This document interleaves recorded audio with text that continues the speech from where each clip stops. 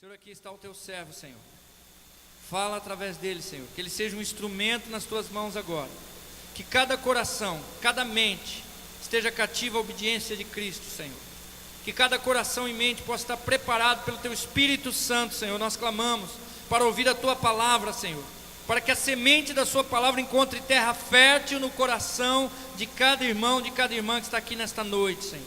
Tira o sono, tira o cansaço, Senhor. Ó Pai, nós pedimos a bênção do Senhor, que as pessoas possam estar com ânimo, com vontade, desejo, fome da tua palavra, Senhor. E usa o teu servo para falar aos nossos corações, em nome do Pai, do Filho e do Espírito Santo de Deus. Amém. Amém. Meus irmãos, vocês podem usar a Bíblia que vocês têm no seu celular, mas tire o som para que, se porventura alguém tocar, não atrapalhe o culto, ok? Mas pode utilizar as Bíblias aí.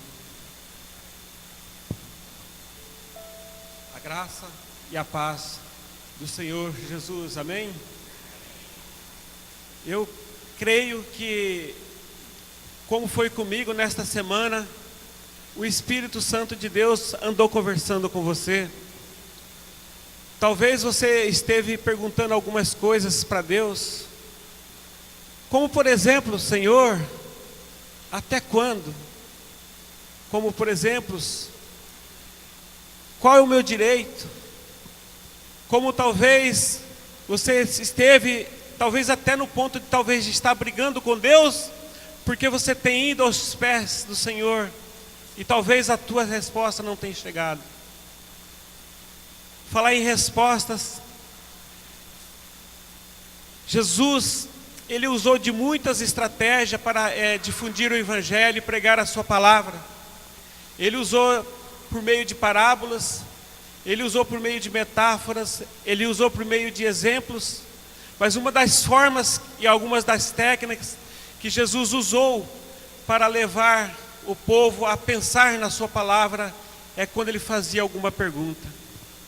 Para isso, eu estive uns dias atrás, parece-me que Jesus me fazendo algumas perguntas, porque eu também estava perguntando para Deus, até quando?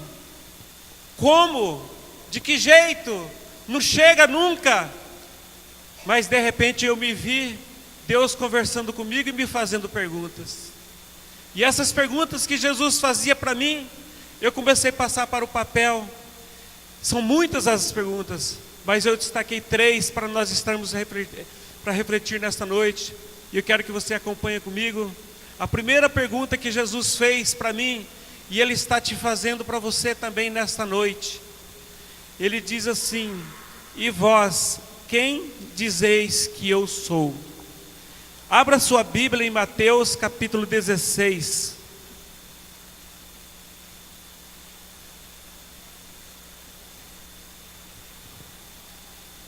Mateus, capítulo 16, versos de 13 a 15. E chegando Jesus às partes das Cesareias de Filipe, interrogou os seus discípulos, dizendo: quem dizem os homens ser o Filho do Homem? E eles disseram: uns João Batista, outros Elias, outros Jeremias, ou um dos profetas. Disse-lhes: e vós, quem dizeis que eu sou? Eu posso imaginar o silêncio que se foi instalado naquele momento, quando Jesus pergunta para os seus discípulos: e vocês, que vocês me dizem que eu sou? Me parece que Jesus está perguntando para mim e para você nesta noite: o que você diz que eu sou?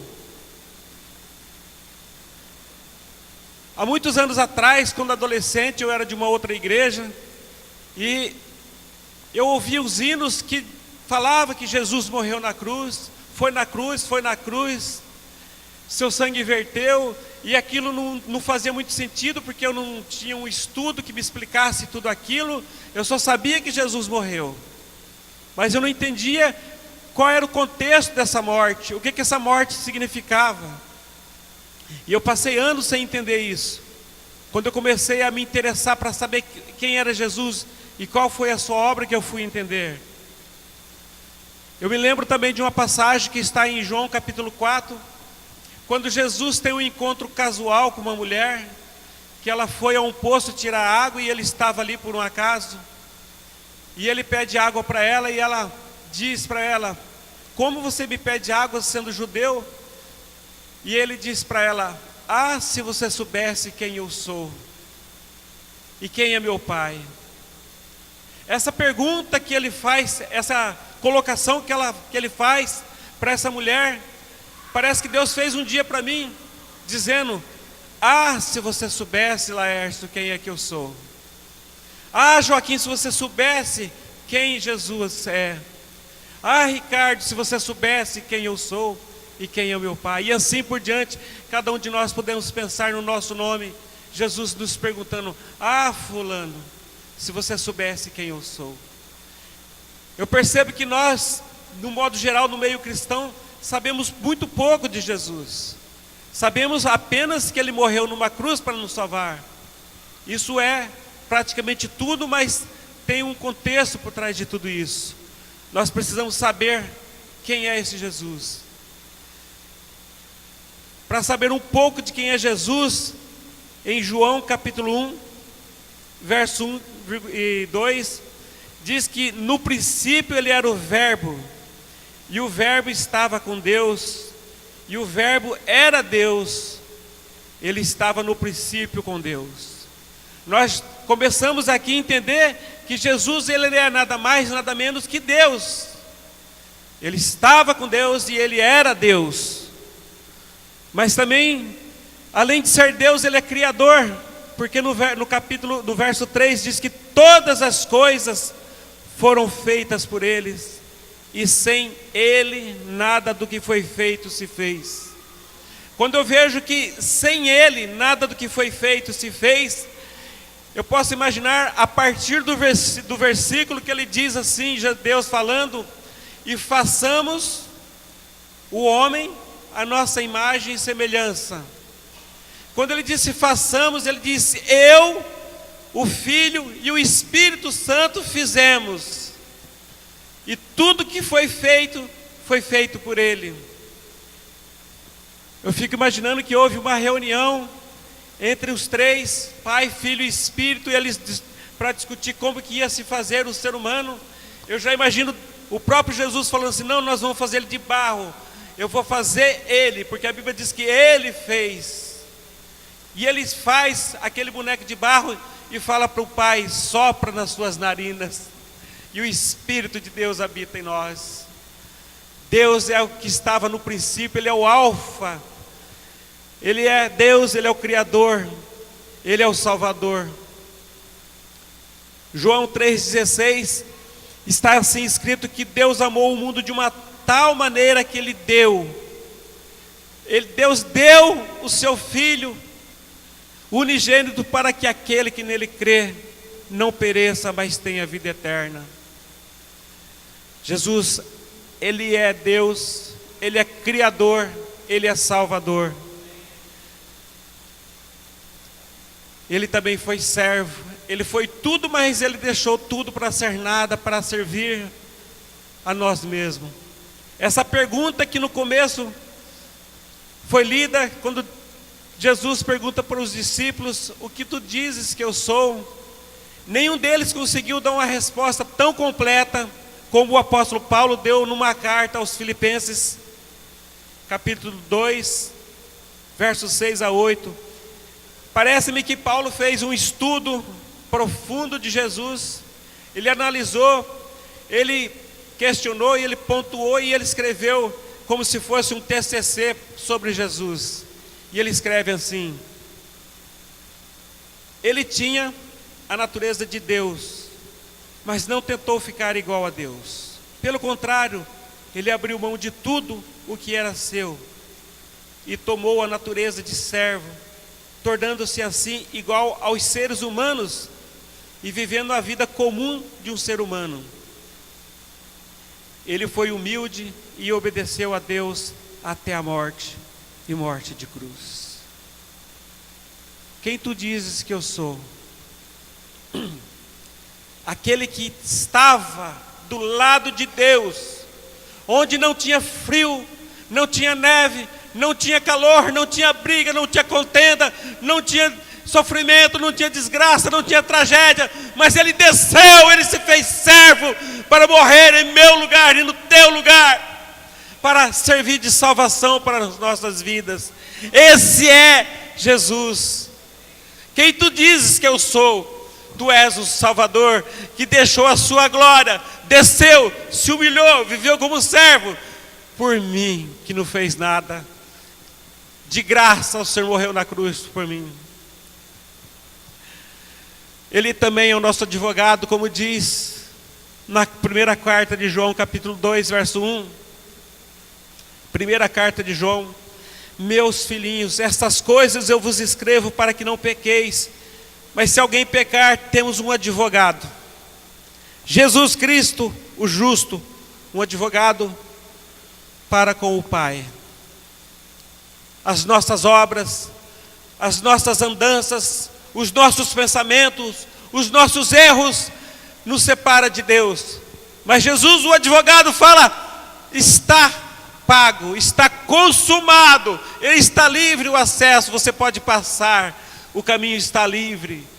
Tinha um empecilho na estrada para você chegar na eternidade, mas Jesus, o nosso advogado, foi lá e comprou o nosso processo e limpou a nossa barra, e ele diz: pode vir que o caminho está livre.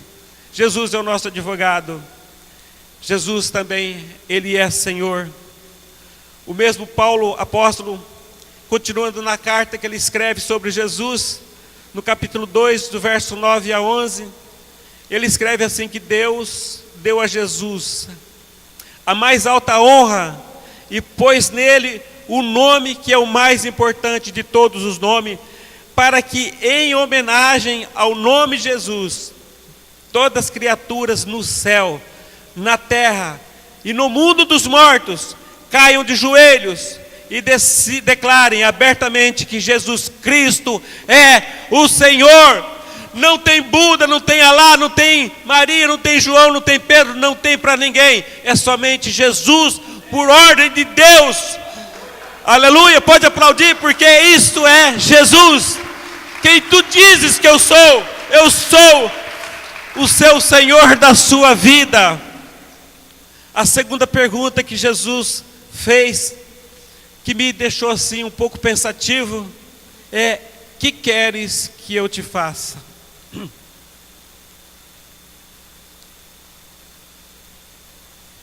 Marcos capítulo 10, 51.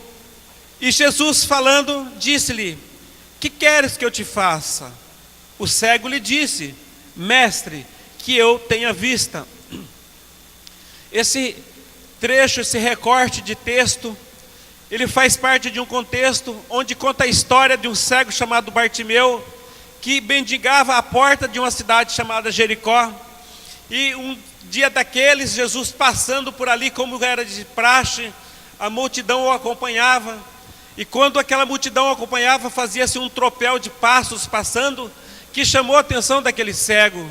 E aquele cego falou: o que está acontecendo? E alguém disse: é Jesus o Nazareno que está passando. E ele imediatamente deu um pulo e saltou indo na direção de Jesus, gritando: Jesus, filho de Davi, tenha misericórdia de mim. Essa fala de Jesus, tenha misericórdia de mim, eu imagino que Jesus estava andando. O que me chama também a atenção é que Jesus passa por um cego e não cura aquele cego, porque aquele cego tinha que se interessar pela cura, mas era o cego que buscou: eu quero ser curado. E assim na nossa vida, Jesus pode estar passando perto de nós, mas nós não nos esforçamos para chegar até Ele. Assim como esse cego, você precisa às vezes dar um pulo, dar um salto, sair do marasmo e sair correndo atrás de Jesus. E quando ele chega a Jesus, Jesus faz essa pergunta emblemática, dizendo: o que tu queres que eu te faça? É até meio complexo pensar que um cego vai pedir para ele, para que seja, tenha misericórdia, e fala: o que você quer que eu te faça? E ele disse: eu quero enxergar, Senhor, que eu veja. É uma lógica, é óbvio. Mas por que Jesus pergunta essa pergunta para ele: o que queres que eu te faça? Na verdade, Jesus não estava querendo encabular o cego, ele estava querendo fazer os demais que estavam andando com ele, atrás dele, provavelmente aquela multidão que o acompanhava, tinha muitos daqueles que talvez estavam querendo uma bênção fora da vontade de Deus. Provavelmente alguém ali estava querendo que alguma mulher se separasse para se juntar com ele. Talvez alguém estava querendo ficar muito rico, mas queria que Jesus fizesse isso por ele. Talvez no meio daquela multidão tinha alguém que estava querendo fazer um pedido anormal para Jesus, mas não era um pedido razoável. Lá em Tiago capítulo 4, verso 3, está escrito assim que quando pedem, não recebem, porque pedem por motivos errados, para gastar em seus prazeres. Uma multidão acompanhava Jesus e ele não estava nem aí, ele estava dando linha na pipa e indo embora. E aquela multidão corria atrás dele. Não, eu quero alguma coisa, esse homem tem que fazer alguma coisa por mim. Mas de repente, uma palavra chama a atenção, que diria: Jesus, filho de Davi. Parece que Bartimeu disse a senha. E Jesus para. Tragam ele aqui. O que ele disse demais? Ele disse: Jesus, filho de Davi. Aquele cego mostrou que ele conhecia quem era Jesus. A primeira pergunta que diz: quem tu dizes que eu sou? Aquele cego falou: você é o filho de Davi. Quando ele disse filho de Davi, chamou a atenção de Jesus, que parou imediatamente para atender o pedido daquele cego. E ele quis mostrar para aqueles demais que para que eles possam ser abençoados, eles precisam conhecer de Jesus. Entenda que para você receber a bênção de Jesus, você precisa saber quem é Jesus. É aquele que era o alfa, aquele que vai ser o ômega, aquele que é o salvador, aquele que foi servo, aquele que é o seu advogado, aquele que morreu na cruz por você. Esse cego sabia que Jesus era esse, por isso Jesus parou para atendê-lo. E Jesus com certeza curou aquele cego, ele voltou a enxergar. Mas a Bíblia não fala nada que Jesus parou para atender os demais e Jesus continuou andando. Mas Jesus parou para atender um que sabia quem era Jesus. Você quer o benefício de Jesus, mas você sabe quem é Jesus? Você sabia que ele era da linhagem de Davi, como aquele cego? Você sabia que ele era da linhagem de Eva, de Ruth? Você sabia que Jesus, ele tem uma linhagem que vai de Eva até José? Nós precisamos saber quem é Jesus, qual é o seu propósito, que ele estava no começo, na formação, e ele fez todas as coisas.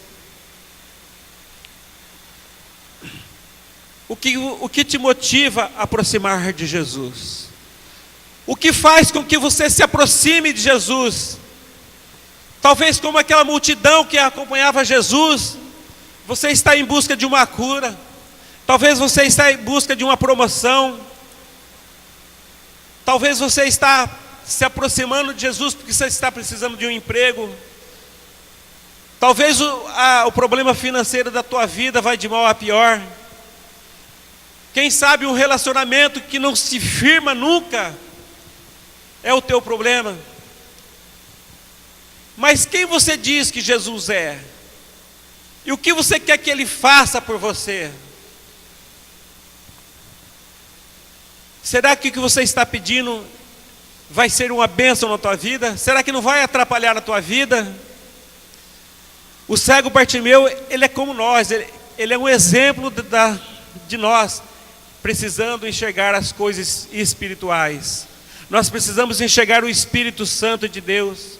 Nós precisamos enxergar o perdão de Deus. Nós precisamos enxergar a justiça de Deus, a esperança de Deus. E também nós precisamos enxergar amor pelos nossos irmãos. Muitos de nós às vezes estamos cegos, não de vista, mas cegos de entendimento espiritual. Mais do que algum objeto que você está buscando, Deus quer te dar uma bênção espiritual para você. Amém. É como se ele perguntasse: você sabe quem eu sou, né? E o que eu posso fazer?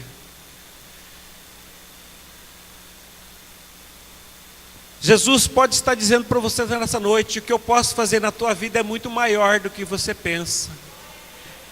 É muito mais do que você espera.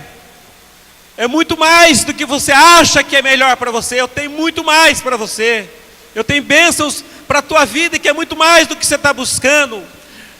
Às vezes não é números, às vezes não é pessoa, às vezes não é objeto, mas Deus quer te colocar uma bênção sobrenatural na tua vida.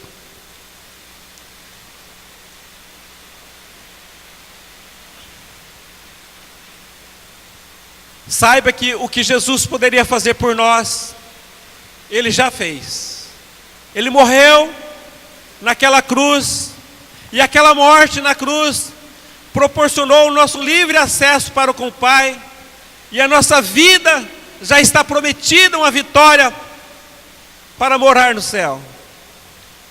Aquilo que nós não poderíamos fazer com as nossas obras, nós não poderíamos fazer com nada que nós pudéssemos fazer, nós não poderíamos cozinhar no forno, nós não poderíamos conquistar numa faculdade, nós não poderíamos construir com o nosso trabalho, nada que nós fizéssemos, nenhum esforço que nós fizéssemos, seria suficiente para nós alcançarmos a vida eterna. Mas Jesus já fez por nós aquilo que nós mais precisamos. Mas Ele não está dizendo com isso que Ele não pode te atender. Eu quero que vocês recitem o que está escrito em Mateus 6,33, que diz o que é que nós temos que fazer. A Bíblia diz lá, vocês vão repetir todo o versículo, eu vou só dar o início. Buscai, pois, em primeiro lugar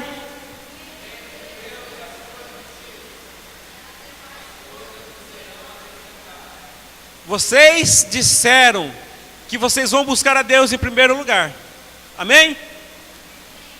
E a sua justiça. As demais coisas é aquilo que você está querendo buscar de Deus. Mas para você alcançar aquelas coisas que você está pedindo para Deus, Ele está dizendo: busque-me em primeiro lugar.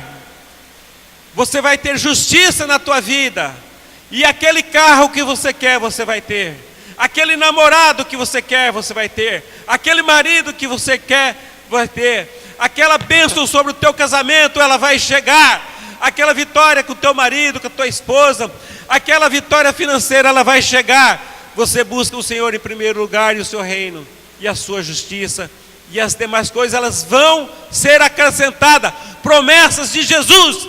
Esse é Jesus que está prometendo que Ele tem coisas para você, amém? Eu me lembro de um cantor famoso que ele se converteu. Quando ele se converteu, ele falou assim: agora eu vou cantar músicas gospel, eu vou fazer sucesso como ninguém. E ele começou a gravar algumas músicas, mas não fez sucesso. E ele foi falar com o pastor dele o que estava acontecendo. E o pastor disse que Deus não queria o talento dele, Deus queria era o coração dele. O que acontece é que as pessoas estão se sobrecarregando, se esforçando para tentar convencer Deus de que Ele é alguma coisa. Você não precisa fazer isso. Deus quer apenas o seu coração para que Ele possa agir na sua vida, amém? O que tem atraído você para Cristo? É uma bênção eterna ou é uma bênção terrena? Ah, se Deus tocar no meu casamento, eu vou firmar meu pé com Cristo. Ah, se eu entrar na faculdade, eu vou firmar meu pé com Cristo. Você está buscando uma bênção terrena ou uma bênção espiritual sobre a tua vida? Para você pensar. Tem uma música muito antiga que eu acho que as meninas vão cantar no final, que diz assim: morri, morri na cruz por ti, que fazes tu por mim? Jesus já fez, Ele morreu lá na cruz. E você, o que tem feito para Jesus? O que você tem feito para pagar essa bênção de Jesus? Eu, o pastor Ricardo, o diaconato, o Lucas, ninguém pode fazer nada por você. Só Jesus pode fazer algo por você na tua vida. Amém? Você acredita nisso? Só Jesus pode fazer uma coisa por ele. Ah, eu vou sair dessa igreja porque essa igreja não vai resolver. É Jesus que resolve o teu problema. Entra na presença do Senhor, busca Ele em primeiro lugar, e as demais coisas te serão acrescentadas. A terceira pergunta, uma pergunta que mexe com o meu pensamento. Mais um pouquinho. Quem me tocou? Quem me tocou? Vamos ler Lucas capítulo 8, 43 a 46. E uma certa mulher que tinha fluxo de sangue havia 12 anos, gastara com seus médicos todos os seus haveres e por nenhum pudera ser curado. Chegando por detrás dele, tocou na orla do seu vestido e logo estancou o fluxo do seu sangue. E disse Jesus: quem é que me tocou? E negando todos, disse Pedro e os que estavam com ele: mestre, a multidão te aperta e te oprime, e dizes quem é que te tocou? E disse Jesus: alguém me tocou, porque bem conheci que de mim saiu virtude. Eu quero que você pense nessa mulher. Uma mulher que há 12 anos ela tinha uma hemorragia que não parava. Essa mulher tinha um problema insolúvel, porque a Bíblia diz que ela gastou todo o seu dinheiro. Porque naquela época o doutor Ivonir não estava lá para ajudar ela. E não tinha nenhum médico especialista para ajudar. E ela gastou todo o seu dinheiro, provavelmente vendeu sua casa, vendeu os seus bens, suas joias, seus perfumes raros. E ela gastou tudo para resolver um problema, mas não resolvia.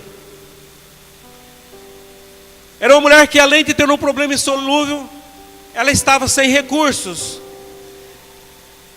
E a Bíblia diz que ela piorava a cada dia mais. Quanto mais ela buscava a cura, mais ela piorava. É uma mulher que, devido à perca diária de sangue, ela tinha um físico debilitado. Eu imagino que vivia cansada, exausta. E ela não tinha forças, talvez nem para vender paçoquinha na feira. E para piorar o quadro, toda mulher que está em dias de fluxo de sangue era rejeitada na sociedade judaica. Aquela mulher, se soubesse que ela estava ali, ela seria tocada daquele lugar. Ela não podia ficar naquele lugar. Uma mulher rejeitada talvez pelo seu marido, pela sua família, pela sociedade, enfraquecida, já não sabia mais o que fazer, gastou todo o seu dinheiro, foi para tudo quanto é lado. Talvez ela tenha buscado nos médicos, talvez ela tenha buscado em religiões, talvez ela foi lá no monte pedir para um pajé dar um chá especial para ela, sei lá onde que ela foi, mas ela buscou cura e não conseguiu. Quantos de nós tentamos resolver os problemas em nossa vida, batendo em portas, e parece que tudo fecha e não resolve. E parece que acaba, as tuas forças estão esgotadas, você fala: já não sei mais o que fazer, já não sei mais aonde bater, eu já não sei mais para onde que eu vou. Parece que eu estou dentro do buraco e nada vai me ajudar. Mas essa mulher não perdeu a oportunidade, sabendo que Jesus passaria por aquele lugar. E ela falava em sua mente: ah, se tão somente eu tocar na sua vestes. Se eu tão somente tocar nas suas vestes. Aqui é a representação da fé. A questão não é o toque, mas é a fé. Ah, se eu tocar. Jesus não está aqui fisicamente hoje para a gente tocar nas vestes de Jesus, mas Ele está aqui nesta noite, através do Espírito Santo no nosso meio, porque a Bíblia diz: onde tiver 2 ou 3 reunidos, ali eu estarei no meio de vós. Também Ele diz que estarei convosco todos os dias até a consumação do século. E o Espírito Santo de Jesus está aqui nesta noite. Ele está aqui ouvindo e sabe de todos os seus problemas. E Ele quer toque da fé, que você entregue nas mãos de Jesus o seu problema e não desista. Porque quando ela tocou nas vestes de Jesus, e ele faz a pergunta: quem me tocou? Parece também um pouco complexo, mas ele também queria mostrar para aquela multidão que mais uma vez esse monte de gente que acompanhava Jesus queria apenas os benefícios materiais de Jesus. Mas quando ela tocou naquela veste, ela queria os benefícios espirituais de Jesus. Aleluia! Então o que Jesus está dizendo: eu tenho benefícios espirituais para a tua vida. Então quando ele diz quem me tocou, ele sabia que era aquela mulher que tinha tocado. Mas por que ele faz a pergunta, quem me tocou? Ele queria mostrar para aquela multidão: olhe, vocês estão me apertando, vocês estão me seguindo, vocês estão me perseguindo. Tinha uns ali que fazia caravana, talvez de cidade em cidade, e não desistia. Quantos anos e anos fazendo romaria, fazendo procissão, fazendo promessa, mas não chega a tua bênção, porque você não está buscando a Jesus espiritualmente pela fé. Mas Jesus, que é o toque da fé, ele estava dizendo para aquele povo: de mim saiu virtude. Ele está dizendo: se você tocar em mim pela fé, eu vou saber, não adianta tentar me enganar. Ele estava dizendo para aquele pessoal: não adianta vocês relar, me apertar, fazer procissão, não adianta vocês fazer promessa. A questão é, precisa ser o toque da fé. A toque da fé. Toque em mim pela fé. Não adianta fazer todo estardalhaço, não adianta fazer barulho, mas toque pela fé. E Jesus perguntou: quem me tocou? Mas eu quero parafrasear essa pergunta dizendo para você: toque em Jesus. Toque em Jesus pela fé.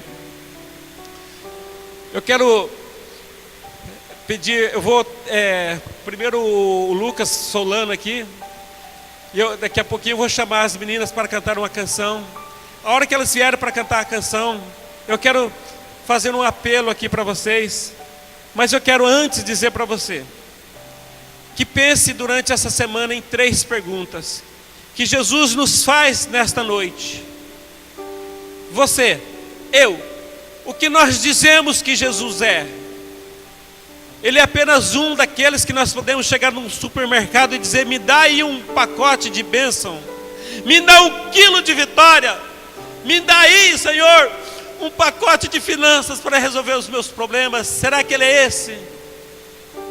Quem tu dizes que eu sou?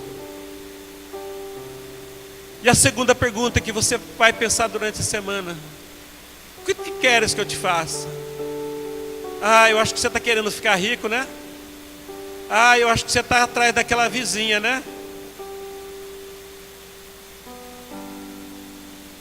Mas a pergunta cabal é: por que você não toca em Jesus? Pela fé. Toque em Jesus pela fé. Eu vou pedir para as moças estarem cantando aqui uma canção, um hino, tá? E a hora que elas estiverem aqui cantando, nós vamos estar orando aqui. Olha, baseado nessa pergunta, de trás para frente, quem me tocou? Era uma mulher que estava doente há 12 anos. Pegando um gancho nessa palavra aqui, se alguém aqui está com um problema de saúde há algum tempo e não resolve, eu quero te convidar para vir à frente. O pastor Ricardo vai estar ungindo você com óleo. Enquanto as meninas vão cantar, nós vamos estar orando por você. Você que tem um problema de saúde, que há muito tempo você tem gastado dinheiro, mas não está resolvendo. Você tem ido de médico em médico, de clínica em clínica, mas não resolve. Vem aqui na frente, estaremos orando por você. Você que tem um pedido para Jesus: o que queres que eu te faça? Não é saúde, talvez é um problema, mesmo que de ordem material. Você está precisando de uma casa, você está precisando de algo material na sua vida. Venha também aqui para frente, nós estaremos orando. Não tenha vergonha, não tenha medo. Venha receber a bênção de Jesus aqui nesta noite. Levante e venha aqui para que nós sejamos ungidos e receba a sua bênção. Quem tu dizes que eu sou? Procure saber o que é Jesus. Aleluia, Jesus.